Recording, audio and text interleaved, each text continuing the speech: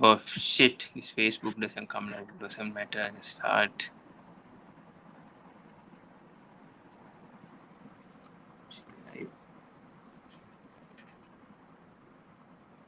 Hi everyone, welcome back to the Sports Breakdown once again. Sorry for the technical difficulties once again.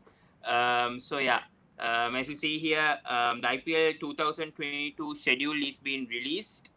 We have Varun from Crick Chat Score joining us. We have Rich from the Umpires Call joining us, and we have Deep Prakash also joining us. How are you guys? Great. Very well, thank you. Yeah. Okay, so we'll start. First of all, we'll start with the IPL schedule. Give me a sec and I'll share it. Yep. So, first of all, talking about the schedules, let's go. Obviously, we have the first match, CSK versus KKR. Varun, your initial thoughts on that? The defending champions facing the finals. Was that the fair call? Because initially they went with Mumbai Indians versus Kolkata Knight Riders. So, your thoughts on that? That's all rumors, man. Mumbai versus Kolkata. We should never believe those anyway. But it's pretty obvious that the finals winner should play, and then the other team should be confirmed. So now it's KKR. So yeah, that's fair enough. Last day's finalist and final winner. Yeah, that's fine. And we're also playing in Mumbai. So CSK doesn't have an advantage. KKR doesn't have an advantage. So it's gonna be a well poised game as well. First round.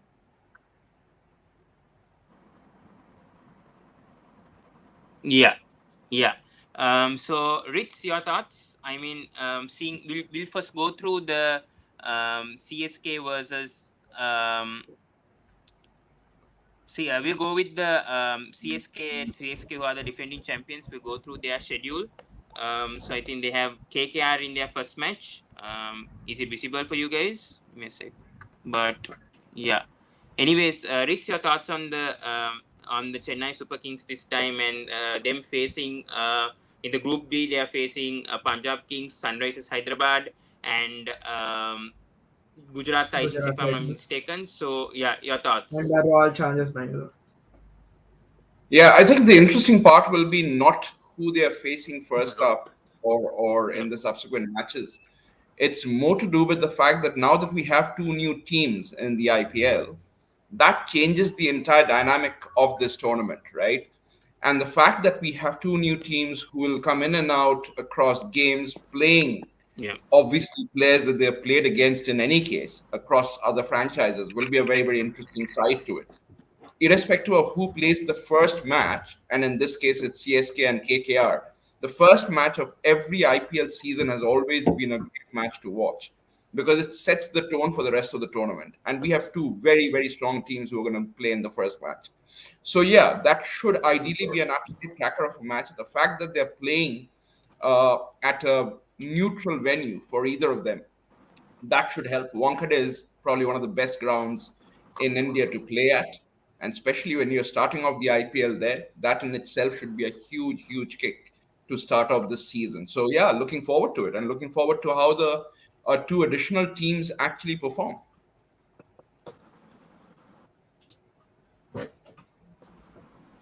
Yeah. So as we see here in the screen, so CSK obviously goes ahead against Kolkata Knight Riders on 26 March, 7:30 p.m. at Wankhede Stadium. They have Lucknow Super Giants on the 31st March at 7:30 p.m. At Bradburn. Then they have Punjab Kings. They have Sunrisers Hyderabad once again. Guys, can you see the screen? No. No, right? Yeah, sorry. I think again it's with my internet. Anyways, yeah. Anyways, I'll read the schedule. Yeah. So, anyways, we know CSK versus KKR will obviously play at the Wankhede on the 26th March. Coming to Deep, preparing. I mean, both the teams will obviously be prepared. I mean, they won't have certain overseas players, obviously from Australia and South Africa. So, how will that affect? And which teams do you think will be affected mostly? Not having either the Australian players or the South African players for half of the IPL. Yeah.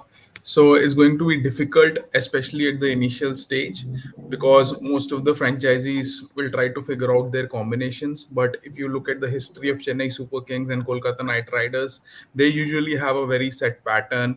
They usually have a combination in mind. And most of the times you see they don't tinker with their combination that much throughout the season. So these are very consistent teams. And but because some big guys like Pat Cummins will be missing the first few games for Kolkata Knight Riders, so they will try to fit in a like-to-like replacement in Tim Saudi. So these kind of changes you will see, but both the teams will like to go with their very strong 11, and this is going to be a cracker of a match, as Ritz and Varun also pointed out, because it's going to be a high-scoring game, the beginning of the tournament, two very successful franchisees. But the interesting point would be to see how Shreyas Iyer leads KKR.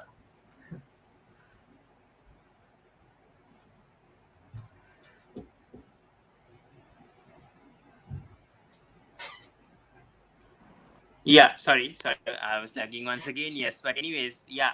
So that was on the CSK versus KKR match, obviously, and yeah, it's going to be exciting though. And coming back to Varun once again, talking about Sunrisers Hyderabad, their schedule, you must have seen their schedule, obviously, and your thoughts on Sunrisers Hyderabad's chances this time in Group B and the fixtures looking. If I'm not mistaken, they have.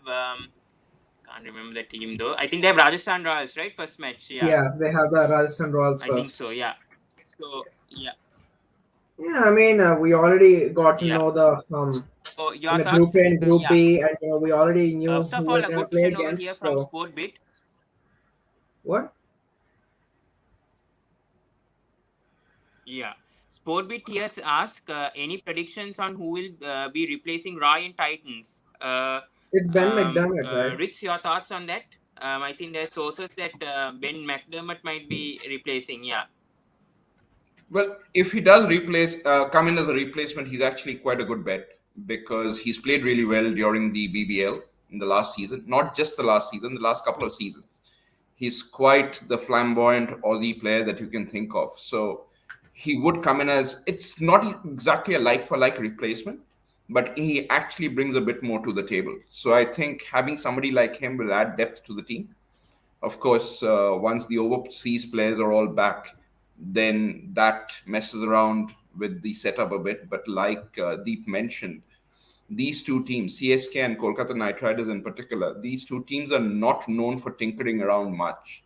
They will have a set pattern of a few set players that they will give chances across games. Only if they fail miserably will they actually look at changing the setup. So, yeah, I don't see a lot of changes happening in these teams over the first phase, at least, of the IPL. And then, obviously, depending on how they fare, how they perform, how the Hmm. players come back, then it will lead on to whatever changes they need to make. Yeah. And coming to Deep once again, so we know that obviously DC, Delhi Capitals, and Royal Challengers Bangalore will obviously be affected with their overseas quota because we know RCB mainly they're going to miss Glenn Maxwell. They don't have Josh Hazelwood.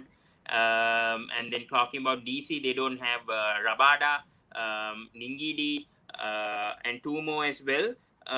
So yeah, so your thoughts? I mean, how it's going to affect mainly on the Delhi Capitals? I mean, mainly because I mean they're not going to have overseas players at the start. I'm not sure about Mustafizur, but how will that affect the composition of teams like Delhi Capitals and Royal Challengers Bangalore without either the South African or Australian overseas players?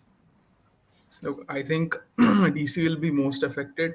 But if you look at their Indian players, they have a strong Indian core, and all of them are performing really well in the domestic tournaments.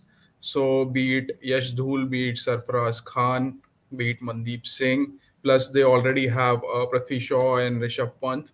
So, even if they don't have a David Warner and Mitch Marsh for the initial games, but they still have a strong Indian core that can fill that void in the batting department. But when you look at their bowling department, without Mustafizur and without Enric Nokia in the initial games, their death bowling will really struggle. They don't have Avish Khan this season with them, right? So their bowling attack looks completely different from what they had in the last 2 seasons. They had the likes of Enric Roque and Kagiso Rabada and Avesh Khan. So they were looking really lethal. But this time, without their overseas bowlers, their bowling, so their especially their pace bowling looks really ordinary. So I think in that department, DC will be most affected. And similarly, when you talk about Royal Challengers Bangalore, yes, they will miss Glenn Maxwell. They will miss the services of Josh Hazelwood, who is currently like one of the best pace bowlers in T20 internationals, who has done really well in the World Cup also. But the RCB's bowling is they have good replacements in David Willey. So they have David Willey, Harshal Patel, Mohammad Siraj, Wanindu Hasaranga, and Shahbaz Ahmed. But in the middle order, without Glenn Maxwell, I think in their batting department they will struggle. Unlike Delhi will struggle more in their bowling department, but RCB will struggle in their batting department.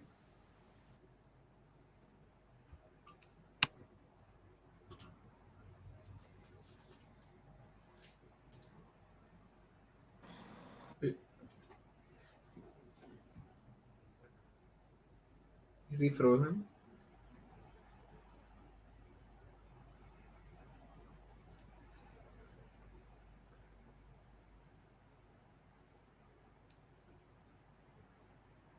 Mr. Pawan, we can't hear you.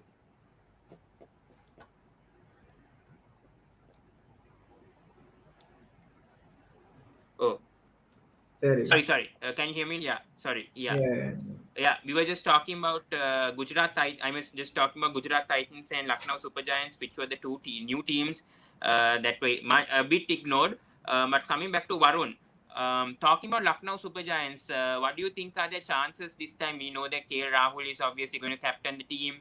They have Quinton de Kock, and talking about the bowling lineup, it's also decent, I would say. They have Holt, and then they have many more overseas players. I mean, good overseas players. So your thoughts? I mean, QDK.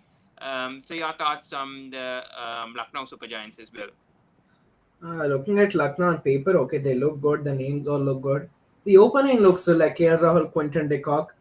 Bowling is okay. I mean, all the bowlers are like the economy of 8 and plus, so that's another problem. But Ravi Bishnoi, I think he's the only one a bit less, but the rest all are 8 plus. And if you go to the middle order, okay, it's not that great. All are, I can say, half batsmen. They don't really bat up to their potential like Krunal Pandya and Deepak Hooda. We haven't really seen them perform really well in IPL. Even in the bowling stages, Krunal Pandya can go expensive. We haven't seen much of Deepak Hooda bowling as well. So it's a completely new middle order. It's interesting middle order for me. So that's another thing.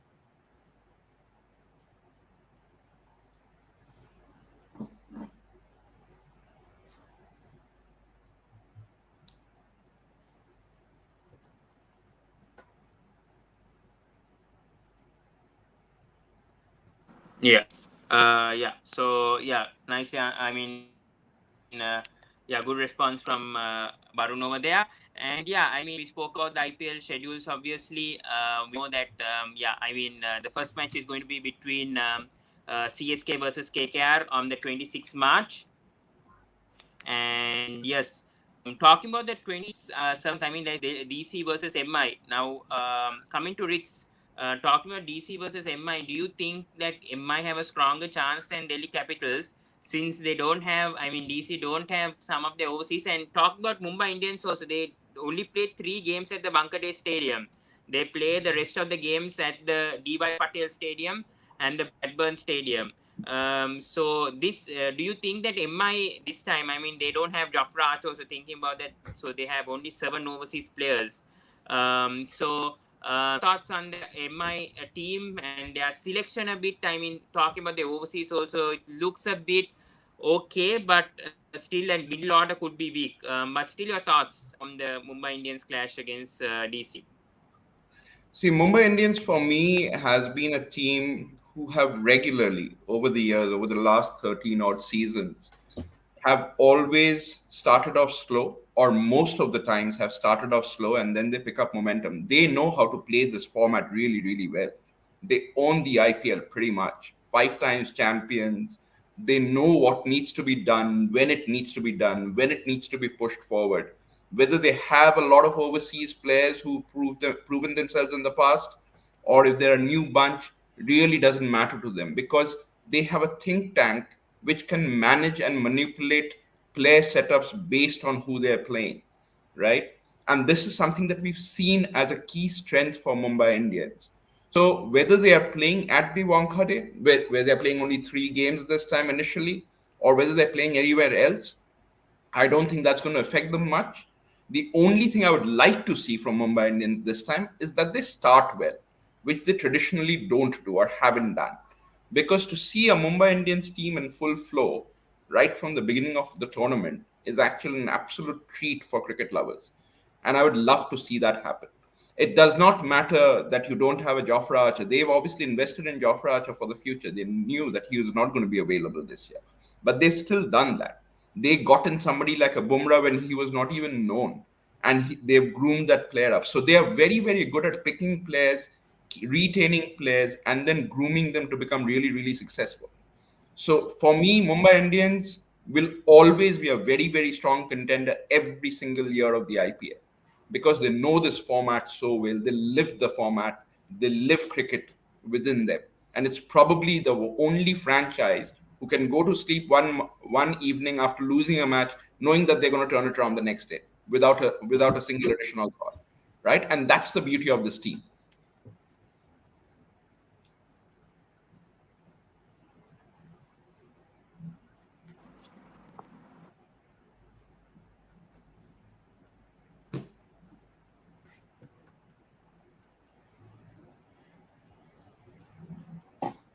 Sorry. We spoke about RCB, we spoke about Mumbai Indians, we spoke about Delhi Capitals.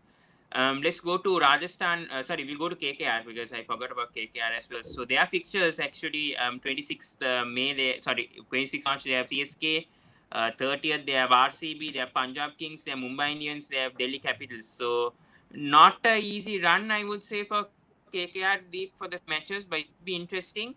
Your thoughts this time under Sharai's Iyer, the new captain? Do you see that they have a chance maybe to make it to the playoffs this season? Because I mean, they're under a new captain, they have changed the dynamics of the team, they have a few youngsters. I mean, they've changed the complexity of the team, I would say, Kolkata Knight Riders. But yeah, your thoughts on KKR's chances to make it to the playoffs? Seeing the team squad, them, the fixtures, obviously they played, their group twice, which is Delhi Capitals, Rajasthan Royals, Mumbai Indians, and Lucknow Super Giants, and they play once against all the other teams. And I think they play Sunrisers twice also. But still, your thoughts, yeah. Yeah. So if you look at the overall history of IPL, there are two types of KKRs that you will see. So the first type of KKR was Gambhir's KKR, where they tried to maximize the power play. So there all the firepower was at the top. And then they had Indian guys like Surya Kumar Yadav, Manish Pandey, Yusuf Pathan in the middle order, and they were really successful during those years. Then another era of KKR came where they started playing Indian guys at the top, and their firepower was in the middle order when they started playing Andre Russell, Sunil Narayan, and Morgan Pat Cummins there. Right. So we don't know which kind of KKR we will see in the next 3 years. So there is one so one part of KKR fan base, they thinks that Ajit Rahane and Venkatesh Iyer are going to open, and then they'll play Sam Billings as the fourth overseas guy in their XI in the middle order. And then there is another kind of thinking which says that they'll go with Alex Hales and Venkatesh Iyer as opener, and then they won't have then the luxury of playing Sam Billings, and they'll go with Sheldon Jackson as wicketkeeper. So we need to see which kind of KKR actually fields that day, and depending on that we can predict, or we can basically analyze how their season is going to go. But definitely they must have thought about it. But if you look at the remaining 8 to 9 guys, they are going to be constant, as I mentioned earlier. So they are good data guys. So they believe in data. So all their decisions are backed by data. So even I am a data guy. So I trust whatever decision they'll make. So do you think Sunil Narayan will have a chance to open or no? Definitely not. No. No. Either I would Alex But Smith I in would this, actually but I would actually in prefer him to Sri open in at least one of the games. Because with somebody like Sunil Narayan, if he gets going, as we know, he can be an absolute massive threat to the opposition. Plus, if when you have somebody like Sam Billings at the top of the order, I don't understand why the KKR's initial reports have been that Sam Billings is being taken into the team because he's going to be coming as a wicketkeeper and probably playing in the middle.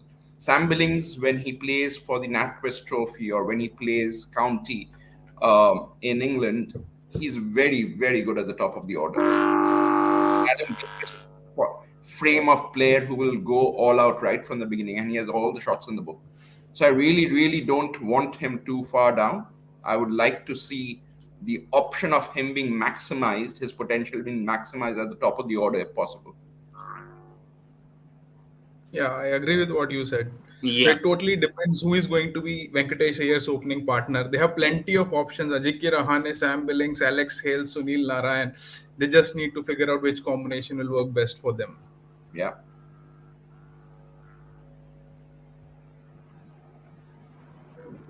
Yes. So yeah, Ashutosh over here said last time KKR faced CSK in an opener, CSK were champions, and Ashutosh thinks Hales will open. Barun, your thoughts on this? Alex Hales opening with I think they have Venkatesh Iyer. Do you think that's a sensible option, or do you think they'll keep those four overseas players as Russell? They have Russell, they have Sunil Narayan. Yeah. So, anyways, your thoughts, yeah, on the overseas. If you look at KK's strongest 11, I would really go with Narayan, Cummins, Russell, and Sam Billings. Sam Billings as a wicket keeper, but since I think Pat Cummins is not going to be available, you can either add Alex Sales or Tim Saudi if you want like the overseas space option as well in the power play and the depth. That's fine. Alex Sales, I don't really see him getting many chances. I think he's just a backup for any other overseas batsman, or if they're really desperate to try a new player, Alex Sales can come in. Uh, I really don't see him playing. It's either Sunil Narayan gonna open or Sam Billings or Shell. They have many options to go with, so it's not a problem for KKR at the moment. But Varun, just to add on to what you said, that actually at times can become a big problem. When you have a choice of plenty, and then you have the think tank who's going to mess around with it, trying to figure out who to play and who not to. At times, what happens is that then they have to try and set their team or their playing 11 at least for the first few matches, right? Yeah, And then the problem becomes that when you have so many different options, if you try and chip and change way too much, then you're not settling on a combination. You're not even being fair to the players, to be honest, in terms of giving them that run for which they can then build into a team, right? This is where CSK have done really well. This is where Mumbai does really well, where they set the combination up front, give people that platform to yeah, go out and express themselves. So it'll be interesting to see how they tackle it, to be honest. yeah.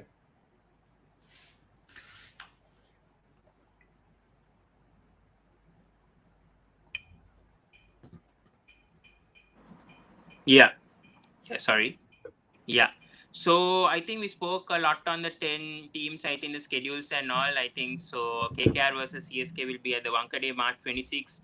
Also, I want to come to Ritz again. Thoughts on the crowds? I mean, 25% at Maharashtra, they have allowed, obviously, due to, I mean, they have given a crowd limit. I mean, the crowd limit capacity of 25%. But what do you expect? I mean, is that a good decision that the BCCI did, or any other thoughts on that? See, any match that is played, you need to have the support of the fans at the ground. That's the basic requirement, really. And when you Yeah. can't have that, then whatever you get during these times, during these COVID restrictions and all, that's what you have to go ahead with. So any fans being in a stadium is Yes. obviously helpful for the atmosphere, for the players, for the overall feel of the game, and so on. Hopefully, by the time the IPL is over or midway through, they'll hopefully allow a lot more people in, and then Hmm. you'll have sizable crowds there for the games as there should be. Yeah, very true on that. Krishna, your thoughts on the crowd capacity And yeah, your suggestions on them restricting that to 25% throughout the season at Maharashtra, Think that Krishna? BCCI has taken. Yes, can you hear? Can you hear? Yeah, we can hear you. Yes. Right. I think that the decision by BCCI is actually, I think, right, but they can extend to 50% at least. I think now. Mm. Very true. Yeah. So let's shift the topic and let's go to India versus Sri Lanka. Obviously, as we know, India beat Sri Lanka by an innings and 222 runs. And yeah, Ravindra Jadeja just stole the show today, Ritz. So yeah, I mean, Sri Lanka cricket, has a lot of work to do when it comes to that second test at Bengaluru. It was very disappointing to see Sri Lanka perform like this. But yeah, your thoughts overall? Yeah, I think on the the way the game test panned match. out, if you see Sri Lanka's first inning, which was 174, that as a team total was less than Jadeja's individual score of 175 not out. So that in itself shows the disparity that was there in the teams, how well India played, how well India dominated the match versus how poorly Sri Lanka played. Sri Lanka have quality batsmen at the top of the order. They did not perform. They have quality middle order Yeah. batsmen. They did not perform either. It almost seemed that the Yes. players were in a hurry to get out more than actually stay on at the crease. You cannot win or be successful in test cricket if you do not apply the right temperament and come in and play to occupy time at the crease. If you occupy time at the crease, then only will you score runs. Then only can you do well in a test match. Sri Lanka did not do that. Indians did that really, really well. For a game to finish in 3.5 days with complete domination, with an innings and 222 runs, is a massive, massive feat. Jadeja sure was the star of the show. 175 not out, 9 wickets in the match. He's had support from the others as well in terms of Ashwin, in terms of the other batsmen chipping in where they needed to. Punt scored a 96. But overall, I think more than India winning this match convincingly, what's been disappointing is the way Sri Lanka turned up. And that's Yeah. something that they would like to hopefully change before the day night test happens in Bangalore on the 12th. Yeah. Just before you leave, though, Rich, I know you have to leave, though. I just want to discuss Sure. on the India women's versus Pakistan women's as well. It was a brilliant, brilliant victory by the India women's as well. I'll come to you, Krishna, later. Rich has to leave, so I come to him for this India women's versus Pakistan women's. What a partnership between Sneh Rana, especially, and Pooja as well, and then brilliant bowling, especially by Julan Goswami and I can't remember the other women's cricketer, but I think women's cricketers did very well for India women's. But your thoughts Rajeshwari on it Gaikwad. as well? Rajeshwari. Yeah, Gaikwad. Yeah, Gaikwad. Yeah. But Rich, your thoughts on a good I- comeback, because India women's at one time they were around 114 for six, and there was a massive Yes, partnership. correct. I think a 110 plus partnership between Sneh Rana and Pooja Tharkai. So your thoughts on that? Yeah. Yes, I think it was a brilliant game because I was watching a part of the game in the morning as well. And I'll tell you exactly, I have the scores here in front of me. So I'll tell you how it panned Yeah. out.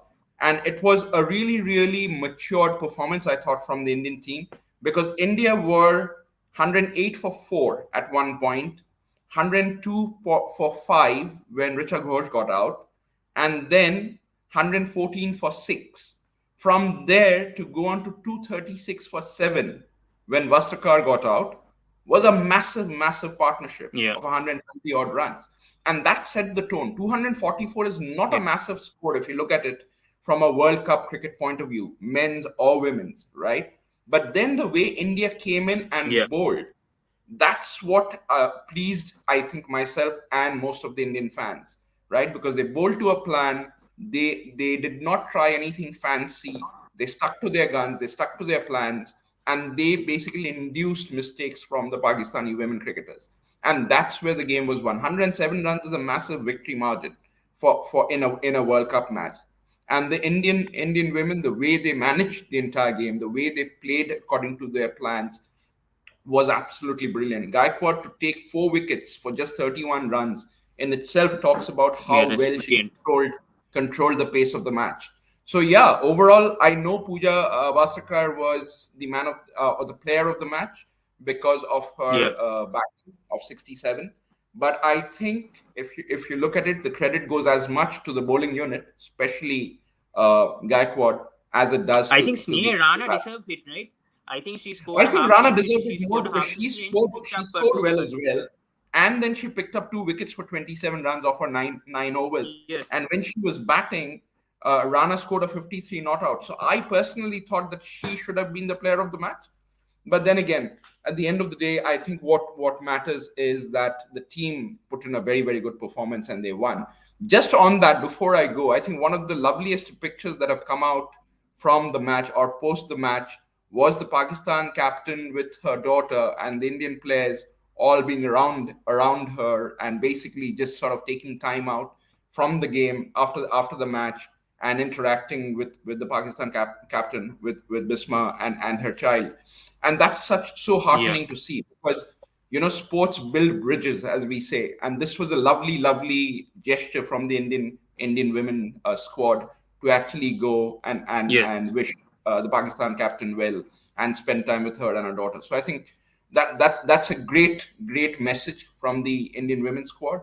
They are true ambassadors of our sport, and it's lovely to see. And this can only get better.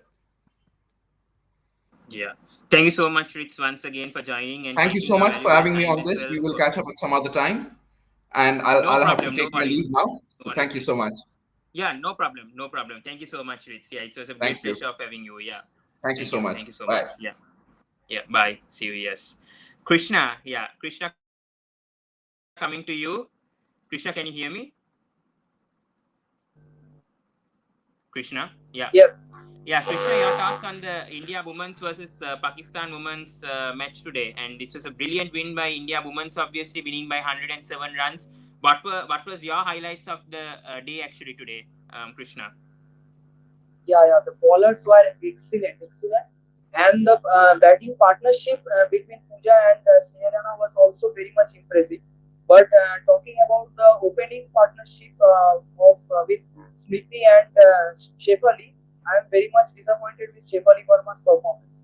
For me, it should be Yastika Bhatia in place of Shefali Verma, and that only change I would like to happen in next match for I think India women versus South Africa or New Zealand.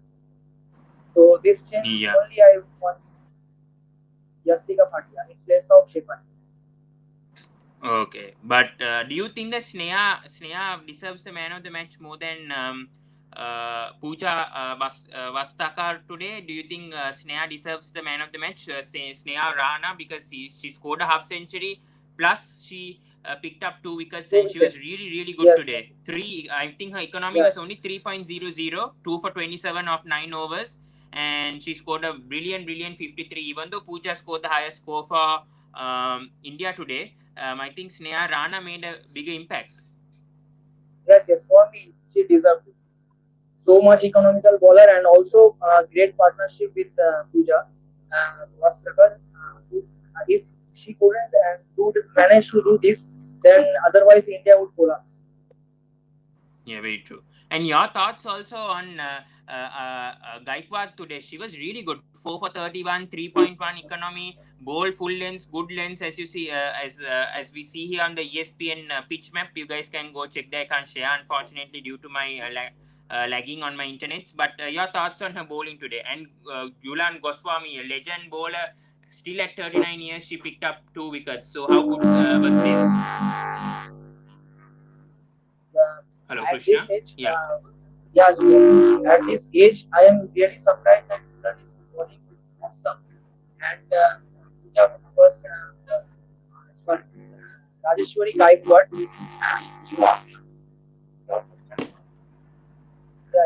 Rajeshwari Gaikwad, 4 wickets was terrific.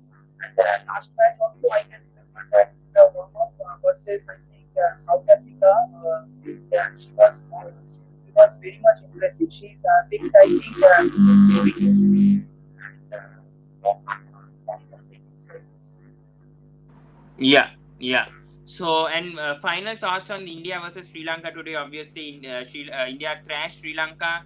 Ravindra Jadeja scored 175, picked up 9 wickets. Overall, your thoughts on Ravindra Jadeja's comeback after that injury, because he was just phenomenal on the field, batting, fielding. I think he top scored Sri Lanka in the first innings as well. Very, very disappointed performance. I think, in my opinion, this was one of the worst ever performance that Sri Lanka has ever played in Test cricket history, I would say. But still, your Yes. thoughts. Yes, Sri Lanka has to make much changes. For example, they have to bring Dinesh Chandimal, then I think with Nimut Karunaratne, I think Batu Nissanka should open. Then in bowling lineup, I think Praveen Jayavikrama should come with Lasith Enbodine. Spinners are required for Sri Lanka. And Vishwa Fernando, since Jahiru Kumara will not be available, so I think either Ashita Fernando or else Smita Shamira will make a comeback. Yeah. Johan For over couple here of says, yeah. Johan over here says pink ball test is already always won by India easily at home. No hope that Sri Lanka will last 3 days. England lasted only 2 days. Your thoughts on that? I agree with this point because Krishna, I think there is some technical issue in your end. There's so much vibrations coming, yes, because people now also it's are okay. saying. Now it's a bit better. But yeah, okay, yeah, yeah. You can continue with the point that I said about the pink test. Yeah, pink ball Yes, test. Yeah. yes, like India have that bowlers like Mohammad Shami, Jasprit Bumrah, so they can with this team. I think For again, Krishna. I think there's a issue. I think technical thing on your side. We are hearing some vibrations from your end. If you can rejoin back again, maybe, yeah. But yes, but anyways, we covered everything, guys. I think. Yeah, very sorry, guys. Even I'm having a lot of technical issues today as well from my end. But yeah, I think we discussed everything. And yeah, just I wanted to talk one final. I think no one's there though. But I'll just talk one moment on this Majumbar's journalist controversy with Riddhiman Saha. And Boria says that Saha will have to serve a defamation notice. Now, yeah, I got Krishna back. We were just yeah, switching the can you topic. hear? Oh, now we finally see your face also. We didn't see your face before. It was like blacked out. Oh, but still, I think there's that vibration, Krishna. There's some noise coming from your end.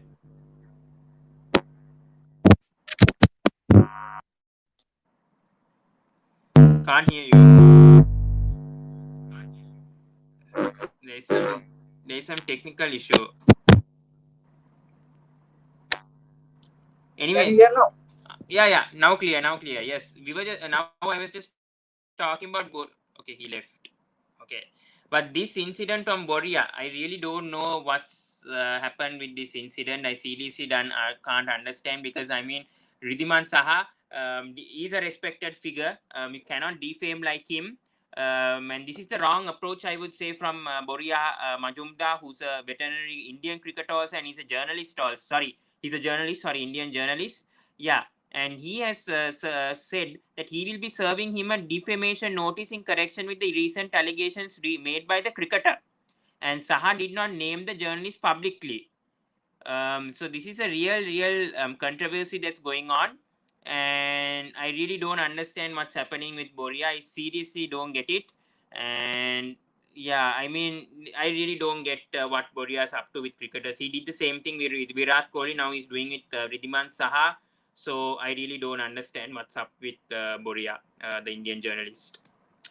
Anyways, guys, I think we'll end it, guys. I think we spoke everything. So well done to the Indian women's cricketers today. We have uh, Johan's asking what's a defamation notice. Defamation is when you put a cricketer down. I mean, sorry, journalist down. Now, in this case, it's Boria, right? So he's accusing Saha for like defaming him, means like putting a journalist down. I mean, your position down, and because he didn't accept I mean, Saha didn't accept Boria's request, I think, for to speak with him or something regarding the issues with the BCCI. He has put a defamation notice on Ridhiman Saha. So that's what the incident has happened. But yeah, it's very complicating though. But yeah, well done to the Indian women first of all. I mean, they had a tremendous job. They beat the Pakistan women by 107 runs. That's a tremendous achievement today by the Indian women. Congratulations, the first victory for the Indian women in this World Cup, Women's World Cup. And that was the fourth match also of the Women's World Cup. So congrats to them. India easily beat Sri Lanka by an innings and 222 runs. For me, it was one of the worst ever performances by Sri Lanka in Test cricket history, I would say, since 1982. Playing their 300th Test match, seriously, they were embarrassed. They were really embarrassed. The only positives for me, I would say, will be only Pathum Nissanka. In that first inning, scored a 50, 61, if I'm not mistaken. The others, I mean, this terrible. Dimuth should have taken more responsibility. Angelo Matthews, I mean, the Indian bowlers were also too good. I mean, credit should go to Ashwin, Jadeja, and Bumrah. All three of them bowled, and even Shami. All four of them bowled incredibly good lines, very accurate, just troubled the Sri Lankan batsmen. They won the toss. I think the toss mattered a lot. And India chose the right decision to bat first. They put up a 500 score. And I think definitely for me, in my opinion, I think that put a big psychological pressure on Sri Lanka to reach that 500 target. I mean, 575, when they trail by 575, that's not easy against India in India.